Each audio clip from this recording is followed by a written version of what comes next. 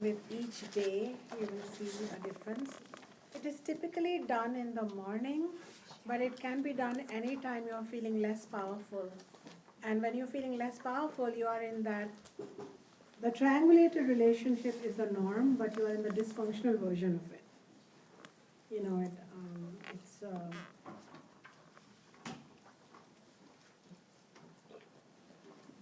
it's not working for you, the triangle. Sometimes the triangle works for us, it's fine, but sometimes the triangle doesn't work for us. And at that time, we need some sadhanas to bolt us back into another paradigm. And so this sadhana doesn't try to remind you that you are Atman. It still says God is somewhere remote, okay? Sadhanas don't necessarily try to give you jnanam or dharma. But they still, because the fundamental truth is that you are that, Chaitanyam. Therefore, when you do this, things start changing. Are you ready? So the way it is done is, you basically, I couldn't find the right image and I did this in like few minutes. So ideally, the prayer that I'm going to chant has different versions. So I'm going to teach you the version with 3 Devis in it. So in the morning when you wake up, so when I wake up, here's how I wake up. So I'll be dreaming probably, and early in the morning I often dream of, some spiritual matters or Baba or whatever. And then at some point, I become aware of my physical sthula sharira, right? Because sukshma sharira, subtle body, is active. And then because I've kind of trained my body, so without alarm I tend to wake up between 4 and 5. And I become aware. The moment I become aware of my sthula body, what I do is I start deep breathing. Not deep breathing like, that's too much energy, but I don't deep breathe. Let me think about it. What do I do? So I become aware that I'm awake. So awareness precedes every event. So the awareness recognizes that awake consciousness is here. And as a result, this is what I do. I focus on my breath for I don't know. It's very hard to explain all these things, but I'm trying. But I become aware of the breath. And then as I become aware of the breath, my consciousness, the awareness becomes even more superficial, right? Because it's rising from deep sleep. And then even before I open my eyes, I do my hands like that. And then I open my eyes. So I might be still lying down, on half lying down, and then I try to, I'm kind of lying down like this. So I turn straight. So I turn myself. And then I do this. And I look. And then what happens is if it's winters, I'll kind of scoot up and sit up and still have the covers over me. Or if it's summers, I just sit up. So I call it, when you wake up, wake up. So I don't, I have this habit of not, what is it called? I don't live between half asleep and sleep. So Baba had told me that fight this one battle with yourself in the morning. And he told me that throw away the covers with as much anger as you show to your mother. So I remember that. So I throw them away dramatically, and most people don't like that. Because then, but I throw it, especially if you have a dog sleeping next to you and he growls at you. But I have this habit of throwing it away because the body, the jiva says, I'm cold. And my Atman says, oh, stop it. So it's like that. So I'm always one up on it. So I was just explaining to you my personal way of waking up. So if it's summer and I open my eyes, I do this, and then I will just kind of wake. And as I'm waking up, I'm kind of half asleep, half awake, and I wake up and the first thing I look at is my hands. And if it's super cold, then I might, I might still do it. And then put the covers back. So I try not to expose myself. I don't want vata and kapha to go up right away and I'm sneezing. I don't sneeze anymore, just to let you know. I don't sneeze, I don't drizzle all the time, I don't have headaches, I don't have diarrhea, I don't have any of these things. just to confirm to you. So if you live a normal life and you eat normal food, these things won't happen. If you eat seasonally, take care of your doshas, and you live a Vedantic life, all these problems don't nibble at you all the time. Occasionally something may happen, but very occasional, not the regular. Then I just sit up like this, okay? So this we are going to chant together. So what they are saying is that you have no time, you are in a relationship and you're feeling separate, and you're, so what you do is, they are saying that the Devi Lakshmi, who is the deity of abundance and wealth, lives agram, in the front of your hand. Okay? Here in the fingers. So now make sure you don't pick up harmful substances with it and give it to somebody. Because with Lakshmi, this is Lakshmi. And don't slap anyone with it, no? Because who you are affronting, your Lakshmi. Just be careful, okay? Alright. Then in the middle, Kara Madhya, Kara means hand, Madhya means Saraswati, the goddess of wisdom. Your own wisdom, knowledge, Shastra. And Kara Mule means root. There are different versions. I've taught some other one. This one I'm teaching because at that time I didn't teach so much on Devi, so now I'll teach you. It's called Kara Mule. Sthita means is established. Durga. One version is Kara Mule to Govinda. But here I will teach you Sthita Gauri. Gauri is another name for Ma Durga. So shall we chant?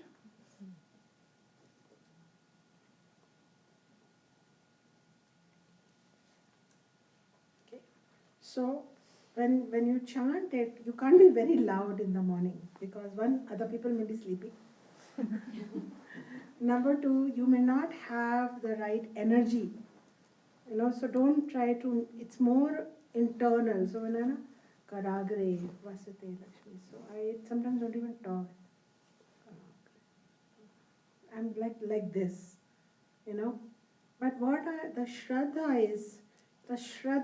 is my belief that the power of abundance, the power of wisdom, and the power of health, which is Durga, dwells in me.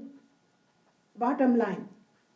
And as my awareness, which is Chinmaya, Chaitanyam, is looking at it, I am activating it. Bottom line. Are you with me? In the past, you were told you're a weakling, and then you learned how not to be a weakling. You didn't buy it. It was in you. Was it not? Was it not? You didn't know how to knit. You learned how to knit. Somebody thinks, I taught you. You had it in you. Everything lives in you. So, it is saying, okay, let us remember God. Let us remember, they give it names. Lakshmi, Saraswati, Durga. Personal power, physical health. Okay? Durga can be used for personal power and health. 3 powers. These Shaktis live in me. So, Karagre Vasate Lakshmi. Karagre Vasate Lakshmi. Karamadhye Saraswati. Karamadhye Saraswati. Karamule Sthita Gauri. Karamule Sthita Gauri. Prabhakara. What have I written? Oh, I didn't show you this. Sorry, Prabhakara is from a different version. Prabhate means early morning. Kara, hand, darshanam. Darshan means to view a spiritual reality. So you may look at an apple and just see an apple. But if you do darshan of an apple, you will see Ishvara there. That's called darshan. Are you with me? When you do darshan of your guru, you don't just see the physical body of the guru. You see God coming and giving you teachings as teacher. That is why teacher's place is there. You understand now. So, Kara means hand. Agre means the front part. Vasate means dwells. Who? Lakshmi. So I'm going to do this in English, then I'll let you write it down. So let's look at our hands. We'll do it. In the front of my hand dwells Lakshmi. No, really feel it. Don't chant. Don't smile. In the front of my hand dwells Lakshmi, and feel it. In the middle of my hand dwells Saraswati, knowledge, wisdom. In the root of my hand dwells Durga. In the morning I do darshanam. I don't just see a physical appendage. I see the Devis sthita, situated in my own being through my hands, in my hands. And then Prabaate Kar Darshanam, then you do this. I bless you, Jiva, with abundance, with knowledge, and with personal power. Touch your heart if you want. You can touch your entire being if you want. So the more I did it, the more I believed in it. And now what happens is, when I do this, I don't know, but I really do believe that I'm touching the infinite Devi of knowledge, wisdom, and power. And your thoughts are the portal to connect you to your own divinity. You use your thoughts to connect you to the portal of your own misery. You are being asked in the Vedic tradition to think designer thoughts. Designer thoughts are called mantra. And Saraswati, Lakshmi, and Durga are not Indian goddesses. They are not Hindu goddesses. They are representative. They are symbolic of Brahman in that form, because Brahman is the ultimate resource of all creativity, all abundance. And then do a silent prayer. When you talk to, let's say, Durga first. Durga is the goddess of health and power. Ask her for two kinds of health. Keep your eyes closed if you want, and say, Ma Durga, from within me, bless me with great physical health, and then bless me with the knowledge of protecting health by leading a right lifestyle, by valuing it, by investing in it. I mean, I don't know about you, but this is one of the rare times that I'll be teaching in the 2-month course. You should be here. It's just an example. Invest in what is important. You should learn the Ayurvedic lifestyle if you are part of this sampradaya. And you should not just think of, oh, I have this itch, now I should heal it. That's fine. I should not have the itch, I should have that wisdom. That is where Durga and personal power come. Now I lead my life in such a way that my lifestyle doesn't cause me disease. Right now, our lifestyle causes us disease. Right?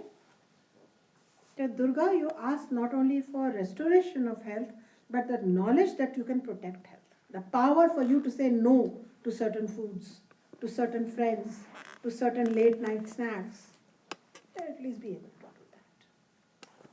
Then when you talk to Saraswati, ask her for two kinds of health with two kinds of knowledge. One is the material sciences. You need that. It is called Paravidya.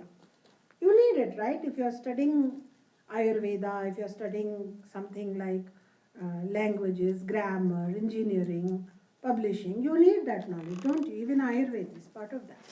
You learn all this technical knowledge and be superior in it. Nobody wants to study and forget everything the next day. I have to take an exam in my motor driving. When I went to DMV, I first prayed to Saraswati ji.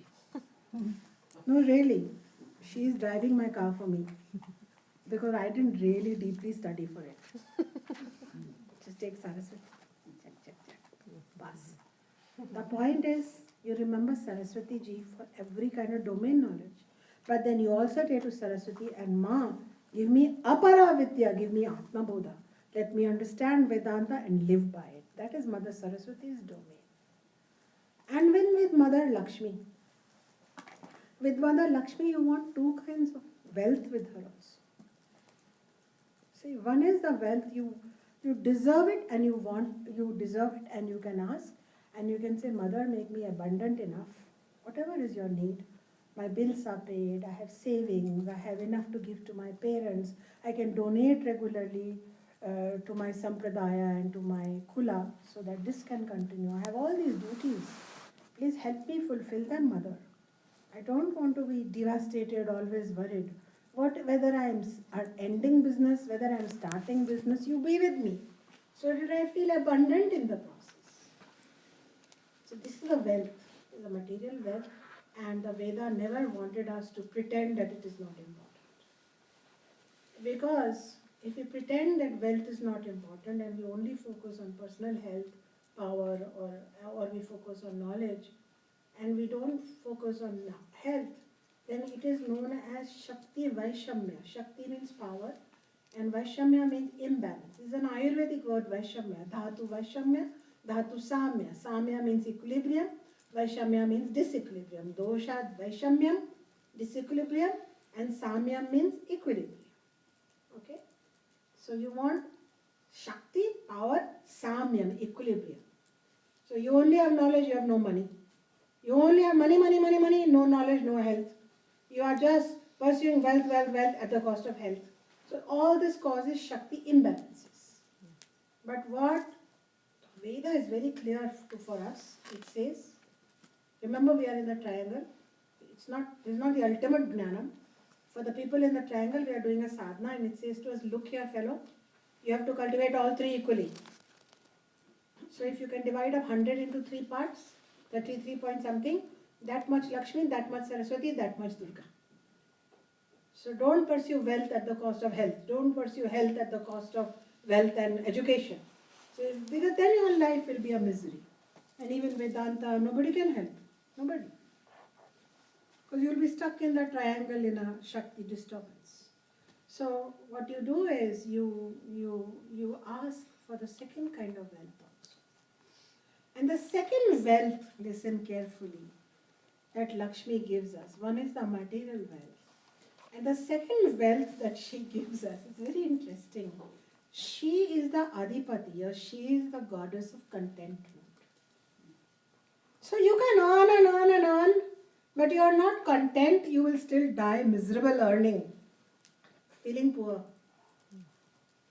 So I may earn, but I should also reap the abundance that comes from contentment. Are you with me? So in the Taittiriya Upanishad, they have talked about these two kinds of wealth, and they say that each kind of wealth is divided up into 10 parts. And so for each one part of external wealth, the internal wealth is 100 parts of contentment. And that is why great teachers, rishis, they are not necessarily accumulating external wealth, and they are not miserable also because they have contentment. Without contentment, physical wealth has no meaning. And you know, Veda was one of the very forthright religions, or spiritual tradition, not religion, but spiritual tradition, which gives us the permission to go forward for our desires, called kama, material desires. It says you can have kama, but it says watch out. Kama should not turn into lobha, called greed, or vasana, called obsession, because then nobody can help you. And what will happen is, so this is the only case where people always worship Lakshmi for money, but they forget to also ask for contentment. That is an inner abundance. And when you hit that abundance, I can't tell you what a music your soul plays on earth.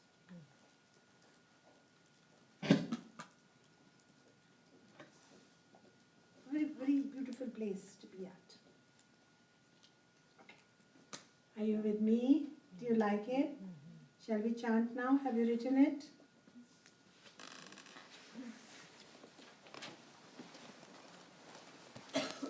You can chant Om if you want with it. Om.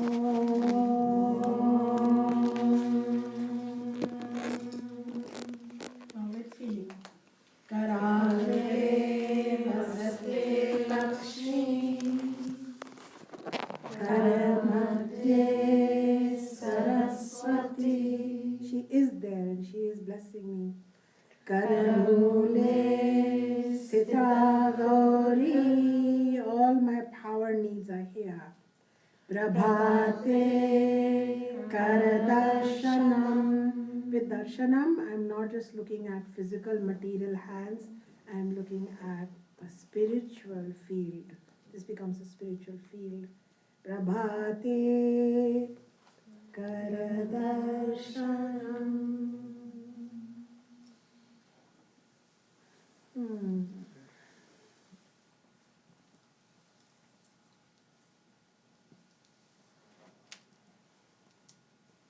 Did you like it? Did you feel a change in your energy? Probably because I believe in this mantra. So some of my energy transferred to you, but now you have to develop your Shraddha towards it. And then at least do an experiment of 40 days in a row and then give up on it. Before you decide you're not the candidate. And if you have a small baby or a pet or a plant to protect, you can do the whole thing and Prabaate Kar Darshanam to that little one. Do you see? And that way you can send healing powers, 3 powers of abundance, wealth and contentment, knowledge, material and spiritual, and health, which is the source of power, both not only to restore health, but to lead such a supreme lifestyle of discernment that diseases get cut off even before they proliferate and we get protected. Because there is actually a natural health power within you. It's another faculty that's waiting. You want to activate it. You don't want to have, cancer tests and scans. You want to protect. You want to believe that you have a faculty and you want to awaken it. And this I will not tell you in the 2-month course. This I will tell you here. But in the 2-month course then I will teach you details of what happens next, for example. So it's like it's a whole wheel that you live. But remember, there is a triangular relationship. Even when all goes well, it's still a triangle. So at any time, it can get strangling. And you can feel isolated. Don't write emails at that time. Okay. When you have 2-person relationship, that's the beginning of your spiritual life. When you get into that paradigm, you may not be there all the time, but whenever you're there, you start working. You will find that you want to serve more. You step up for seva. You want to be part of a good cause. You want to help out. You're finding that even your enemies are not, they're uncomfortable, but they're not, you're not filled with bitterness. Some of the things are lightening up and you are becoming more duty bound and less rights. You're not demanding like a young kid. You're now just, as you go through the universe, you are picking a rock and restoring it. You are helping a little bird. You are, being a friend. You're passing through. And finally, in the 3rd one, it's a whole different paradigm which I'm gradually opening you to. But I am asking you to entertain the idea that perhaps there is only you. And now that gives us a lot of power. Because if it's only me, then it's a whole different paradigm. Because then even the so-called difficulties can possibly be turned around completely because it's only you, but it's a different paradigm and we are slowly learning that. So with that, I end my New Year's message for you, and we will continue more learning on the 14th, where we will go over the Gayatri Mantra. Some of you had sent me questions on relationships, and my answer to you is this: that when you are in difficult relationships, don't analyze them.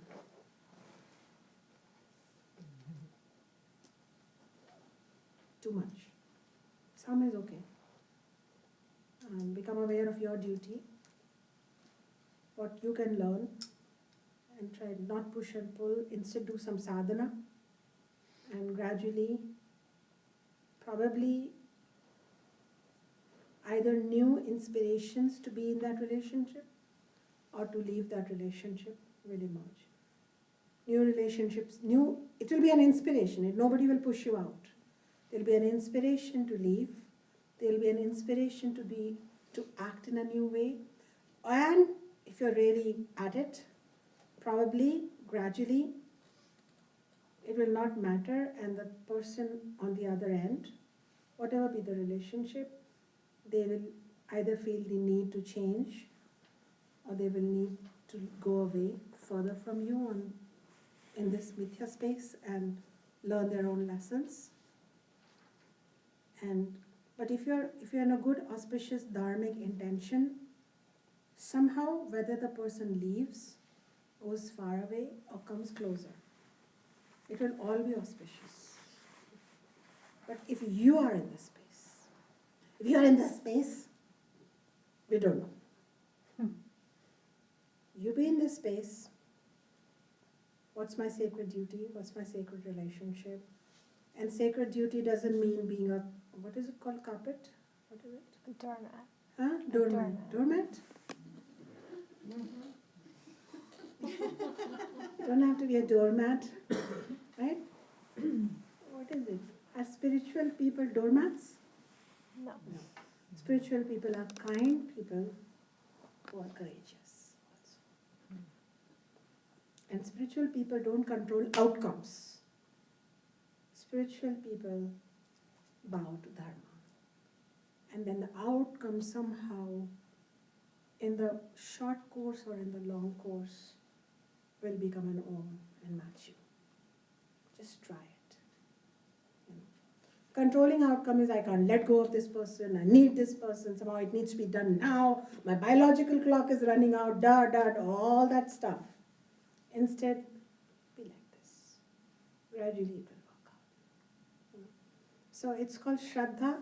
Trust me that try new ways of really, if you are part of this God, then you hold yourself with respect. Expect respect, give respect, walk away if some people can't give respect, come back if they are able to give respect. Have like this, don't have fixed commitments. How is that? I'm teaching you the ultimate flakiness.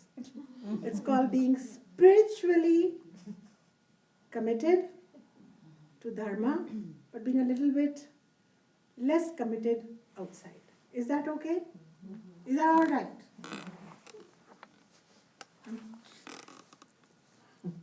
I'm just using the language that's, current. But we try so hard to be so committed, to another jiva, confused, broken, and hollow. So I'm asking you for more commitment to your inner truth and to your learning process. That's all. And some of you are partners here and all, and I'm not teaching you to have cat fights. I'm just saying your partner, your relatives, you all meet for a sacred reason. You're God to each other. Have personal retreat times, have independent life goals, meet together, separate together, and just go through this life. And gradually you will find that either the old relationships will slowly improve.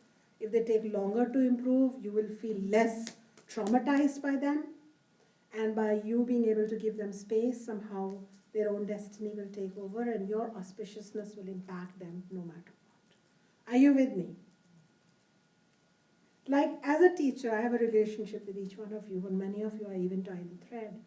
And I've tied threads in the past, and not every student is here. So it doesn't kill me.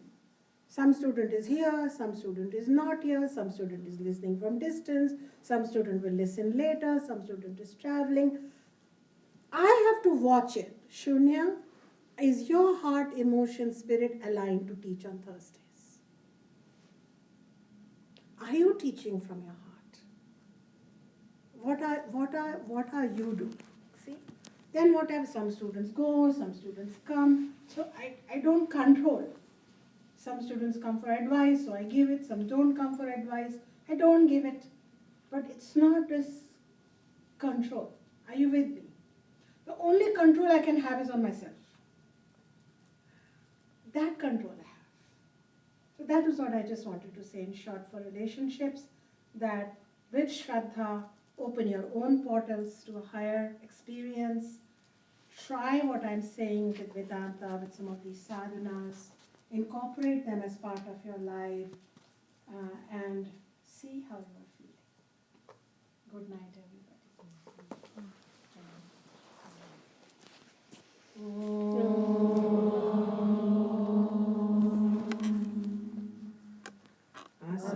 Asasoma Satgamaya Tamasoma Jyotirgamaya Mrityormamritangamaya Om Shanti Shanti Shanti